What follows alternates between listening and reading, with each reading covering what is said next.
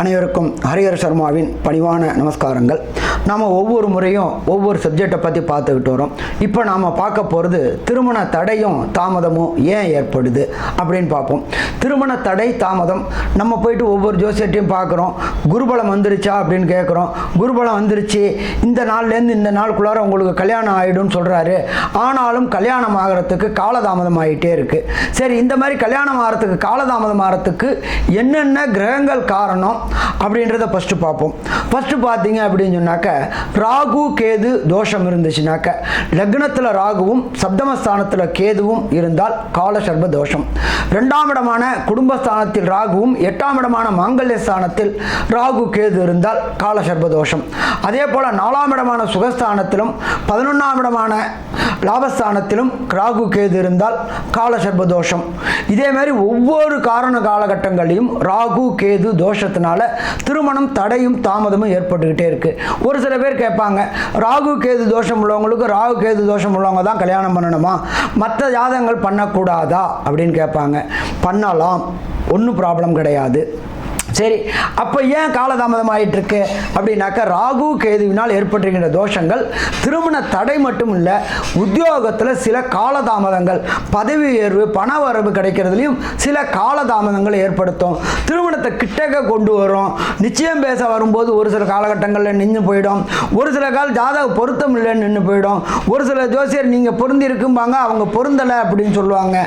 இதுக்கு எல்லாமே சாயா கிரகங்களான ராகு கேதுவின் தோஷங்கள். சரி சாமி, ராகு கேது தோஷம் இருக்கு, அதுக்கு ஏதாவது பரிகாரம் இருக்கா? கண்டிப்பாக பரிகாரம் இருக்குது. அதை முறைப்படி பண்ணினோம் அப்படின்னு சொன்னாக்க கண்டிப்பாக திருமணம் கைகூடுமா? திருமணம் கைகூடும். சரி சாமி, அந்த பரிகாரத்தை சொல்லுங்கள், எங்கள் குழந்தைகளுக்கு நல்லபடியாக கல்யாணம் ஆகட்டும், எங்கள் வீட்லேயும் கெட்டி மேலே ஓசை கேட்கட்டும் அப்படின்னு சொல்கிறீங்களா? அதுக்கும் பரிகாரம் சொல்கிறேன்.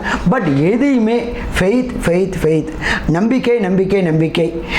ஜோதிஷர் அப்படின்னாக்க இறைவனுடைய அடுத்த தூதர். ஜோதிஷம் அப்படின்னா ஜோதி ஒளி, நம்ம கை காட்ட முடியும்.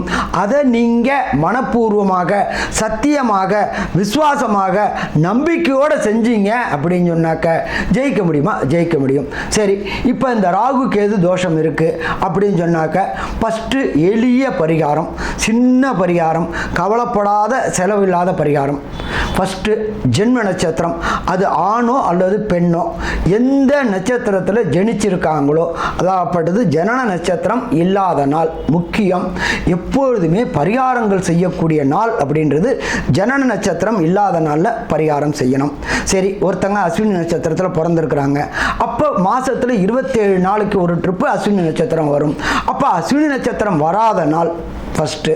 அதுக்கு அடுத்தது ஒரு நாள் முன்னாடியே ஸ்ரீகாளஹஸ்தி அப்படின்றது ஆந்திர பிரதேசத்தில் இருக்குது. ரேணிகுண்டாக்கு முன்னாடி இருக்குது காளஹஸ்தி.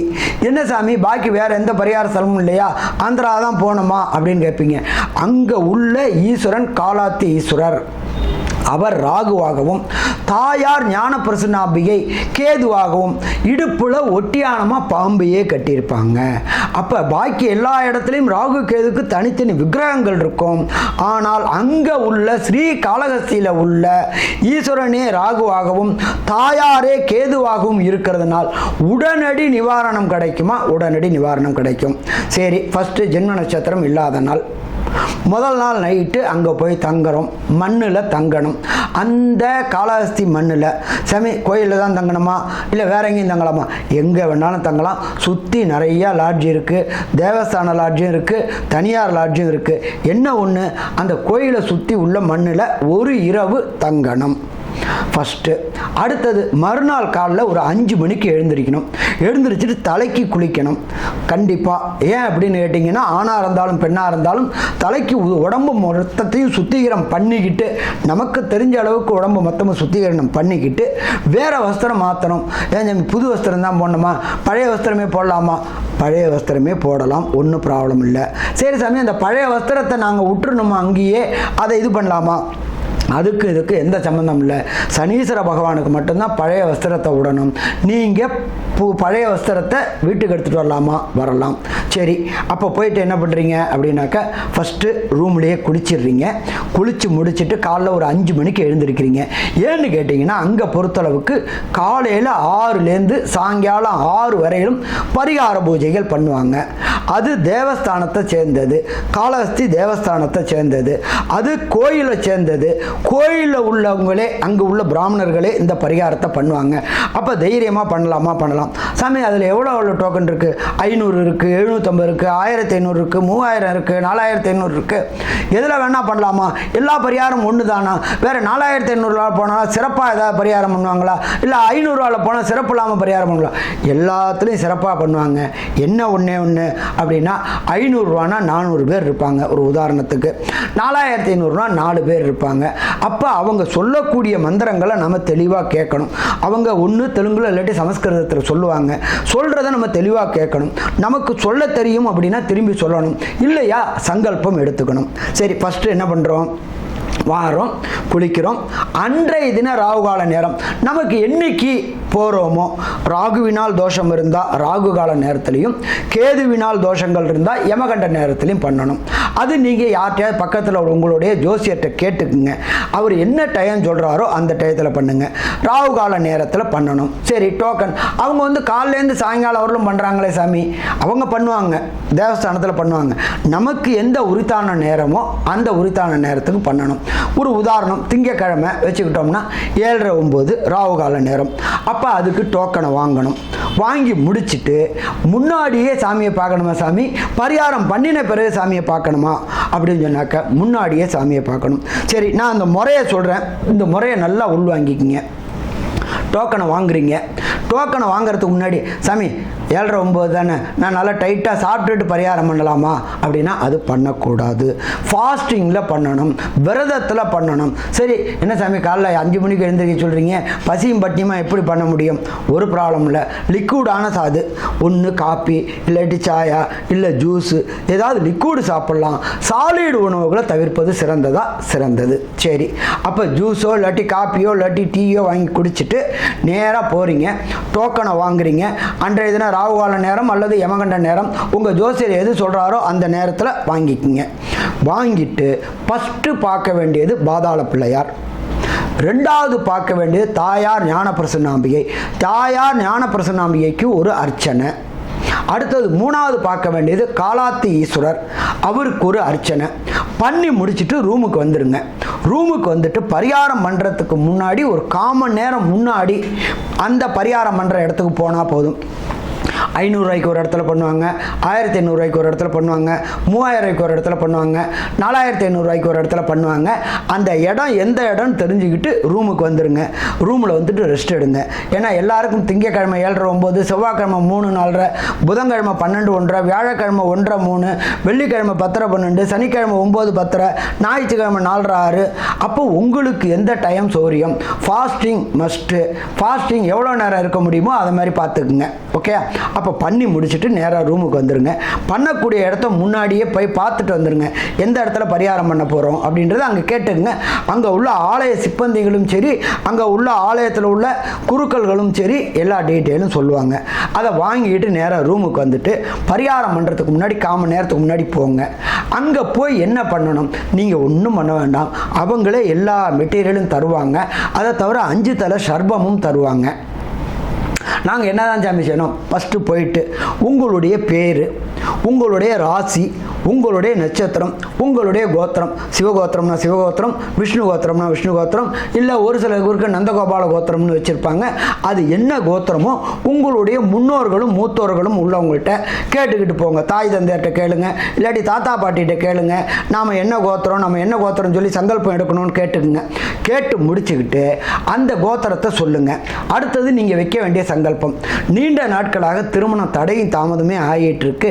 இந்த திருமண தடையும் தாமதமும் தாமதமும் விலகணும். ஈஸ்வரனே தாயாரே, ராகு கேதுவினால் ஏற்பட்டிருக்கிற தோஷங்கள் விலகணும், உத்தியோகத்திலையும் சில தடுமாற்றமான நிலைகள் இருக்குது, இதுவும் விலகணும் அப்படின்னு பிரார்த்தனையை பண்ணிட்டு அவங்க சொல்லக்கூடிய மந்திரங்களை நல்லா காது கொடுத்து கேளுங்க. சொல்ல முடியும் அப்படின்னா சொல்லுங்க, இல்லையா காது கொடுத்து கேட்டுங்க. சற்றேறக்குறைய 1.5 மணி நேரம் அது பண்ணுவாங்க. பண்ணி முடிச்ச விட்டு என்ன பண்ணுவாங்க அப்படின்னாக்க, அந்த 5 தலை நாகம் குங்குமம் கொடுப்பாங்க, மஞ்சள் கொடுப்பாங்க, அவங்க என்னென்ன சொல்கிறாங்களோ அதெல்லாம் பண்ணுங்க. முடித்த பிறகு அவங்க என்ன சொல்லுவாங்க, 5 தலை நாகம் இருக்கும். அந்த 5 தலை நாகத்தை பிரதட்சணம் 3 அப்பிரதட்சணம் 3, அதாவது தலையை வலவேட்டில் 3 இடவேட்டில் 3 சுற்றிட்டு ஈஸ்வரனையும் தாயாரையும் கண்டு தொழுதுட்டு அதை உண்டியலில் போடும்பாங்க. தயவு செய்து அதை மட்டும் செய்திடாதீங்க. பரிகாரம் பண்ணின பிறகு ஈஸ்வரனையோ தாயாரையோ கண்டு தொழக்கூடாது. தோஷம் கழிச்ச பிறகு ஈஸ்வரனையோ தாயாரையோ கண்டு தொழக்கூடாது. புரிஞ்சுக்கிட்டீங்களா? அப்ப என்ன சாமி பண்ணலாம்? உங்க கூட வந்திருக்கிறவங்கள யாரையாவது ஒருத்தரங்களை அந்த ஈஸ்வரனுடைய உண்டியல்ல போடுங்க. சரி, அப்போ என்ன பண்ணணும் அப்படின்னாக்க, உங்கள் கூட வந்திருக்கிற தாயாரோ தந்தையோ அல்லது அக்காவோ தங்கச்சியோ யாரையாவது ஒருத்தரை விட்டு அந்த 5 தலை நாகத்தை ஈஸ்வரனோட உண்டியலில் சேர்த்துருங்க. சாமி, நான் யாரும் வரலையே சாமி, நான் மட்டும்தான் தனியாக வந்திருக்கேனே. ஒரு ப்ராப்ளம் இல்லை. அந்த உண்டியலில் எந்த உண்டியலில் வேணாலும் சரி, அந்த தேவஸ்தானத்தை சேர்ந்த எந்த உண்டியலில் போட்டாலும் அந்த நாகம் தேவஸ்தானத்துக்கு போயிடும். அதை பற்றி கவலைப்பட வேண்டாம், அதை பற்றி பயப்பட வேண்டிய தேவை கிடையாது. ஸோ அப்போ இது புரிஞ்சுக்கிட்டீங்களா? அப்போ இது பண்ணிட்டு என்ன பண்ணுறோம் அப்படின்னாக்க, எக்காரத்தை கொண்டும் பரிகாரம் கழிச்ச பின்ன, தோஷம் கழிச்ச பின்ன தாயாரையோ ஈஸ்வரனையோ கண்டு தொழக்கூடாது. சரி சாமி, நான் முடிச்சிட்டேன், நீங்கள் சொன்னபடியே அந்த சர்பத்தை 5 தலை நாகத்தை உண்டியலில் போட்டுட்டேன். அடுத்தது நான் என்ன செய்யணும்? ஒன்றும் பண்ண வேண்டாம். நேராக நீங்கள் வெளியில் வாங்க, நீங்கள் சாப்பிடுங்க. பகல் பொழுதாக இருந்தால் டிஃபனை சாப்பிடுங்க. டிஃபனை சாப்பிட்டு முடிச்சுட்டு என்ன பண்ணுறீங்க அப்படின்னா, ஒரு 11 பொட்டலை சாப்பாடு, ஒரு 4 இட்லி, ஒரு வடை, இல்லை மத்தியான நேரமாக இருந்தால் ஒரு சாப்பாடு வாங்கி ஒரு 11 பேருக்கு அன்னதானம் பண்ணுங்க. தானத்தில் சிறந்தது அன்னதானம். ஆனால் எல்லாரும் என்ன சொல்லுவாங்க, நிதானம் அப்படிம்பாங்க. ஆட்டோமேட்டிக்காக அன்னதானம் பண்ணணும்னாலே ஆட்டோமேட்டிக்காக நிதானமும் வர ஆரம்பிச்சிடும். அப்போ நம்ம பண்ண வேண்டியது 11 பேருக்கு அன்னதானம். அன்னதானம் பண்ணிவிட்டு நேராக ரூமுக்கு வாங்க. ரூம்லேருந்து ஃபஸ்ட்டு இது பரிகாரம் பண்ணும்பொழுது முக்கியமான இம்பார்ட்டன்ட் என்ன அப்படின்னாக்க, பக்கத்தில் திருத்தணி இருக்குது, பக்கத்தில் திருப்பதி இருக்குது. அப்படியே திருப்பதி போயிட்டு வரும்போது காளஹஸ்தியில் இந்த பரிகாரம் பண்ணிடலாமா, இல்லை திருத்தணி போயிட்டு முருகனை கண்டு தொழுத பின்ன இந்த பரிகாரம் பண்ணிடலாமா? ஒரே ஒரு விஷயம், பரிகாரம் பண்ணும் பொழுது அந்த ஸ்தலத்துக்கு தான் போகணும். வீடு காளஹஸ்தி, காளஹஸ்தி வீடு. வேறு பக்கத்தில் உள்ள திருத்தணியோ பக்கத்தில் உள்ள திருப்பதியோ இது போகக்கூடாது. அதுக்கு ஒரு ட்ரிப்பு தனியாக போயிட்டு வாங்க. அதுக்கு தம்பதி சமேதரமாக இந்த காளஹஸ்தி போயிட்டு திருமணம் நடந்த விட்டு தம்பதி சமேதரமாக ஒரு ட்ரிப்பும் போயிட்டு வாங்க. அப்போ இதில் முக்கியமானது வீடு காளஹஸ்தி, காளஹஸ்தி வீடு. இந்த முறையில் இந்த பரிகாரத்தை பண்ணுங்க. வீட்டில் அங்கே ஆத்ம சுத்தியாக நம்பிக்கையோடு போனீங்கன்னா, போயிட்டு வந்ததுலேருந்து 90 நாளில் உங்கள் வீட்டில் நிச்சயதார்த்தம் நடக்குமா? நிச்சயதார்த்தம் நடக்கும்.